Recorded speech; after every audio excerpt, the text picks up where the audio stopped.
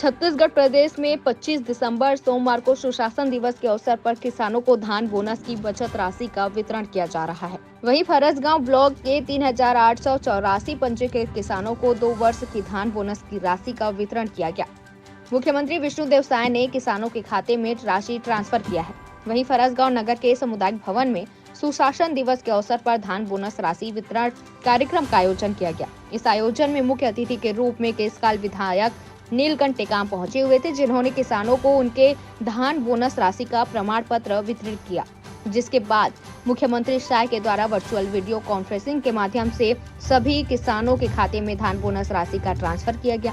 मिली जानकारी के अनुसार वर्ष 2014 से 15 के 2317 किसानों के 94,294 क्विंटल धान का बोनस राशि 2,82,87,600 रुपए और वर्ष 2015 से 16 का 1567 किसानों के 98,603 क्विंटल धान का बोनस राशि 1,75,81,140 रुपए दिया गया। इस दौरान विधायक नीलकंठ टेकाम ने सभा में उपस्थित किसानों को संबोधित करते हुए कहा कि छत्तीसगढ़ की साय सरकार और प्रधानमंत्री नरेंद्र मोदी की गारंटी पर तेजी से अमल करना शुरू कर दिया गया है।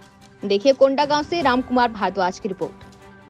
आज सुशासन दिवस के अवसर पर माननीय अटल बिहारी वाजपेयी का जो जन्मदिन है, जिन्होंने छत्तीसगढ़ राज्य का निर्माण किया और उनके बताए हुए संदेश के आधार पर ही आज हम लगातार सुशासन दिवस मनाते रहे हैं।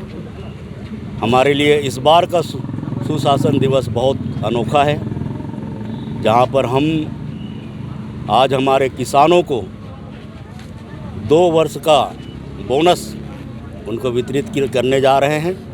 कुछ ही देर में हमारे राज्य के मुख्यमंत्री जी ये औपचारिकता पूरा करेंगे और गांव-गांव में विकसित भारत संकल्प यात्रा के माध्यम से लोगों को विभिन्न योजनाओं से लाभान्वित करने का भी काम प्रारंभ किया गया है।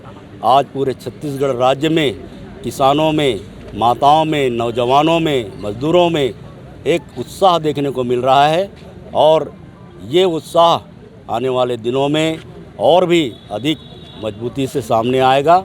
लोगों का उनका जो खोया हुआ अधिकार है, उनका पक्का मकान बनाने का जो सपना था, जिसको कांग्रेस की सरकार ने बंद कर दिया था, वो भी अतिशीघ्र उनको मिलने जा रहा है। और हम ऐसा उम्मीद करते हैं कि न केवल केशकाल विधानसभा क्षेत्र में बल्कि पूरे बस्तर और छत्तीसगढ़ राज्य में ये जो आज का जो सुशासन दिवस का गौरवपूर्ण क्षण है, हर किसी को जो है उल्लास से भर देगा और इसका जो परिणाम है वो आने वाले लोकसभा चुनाव में देखने को मिलेगा।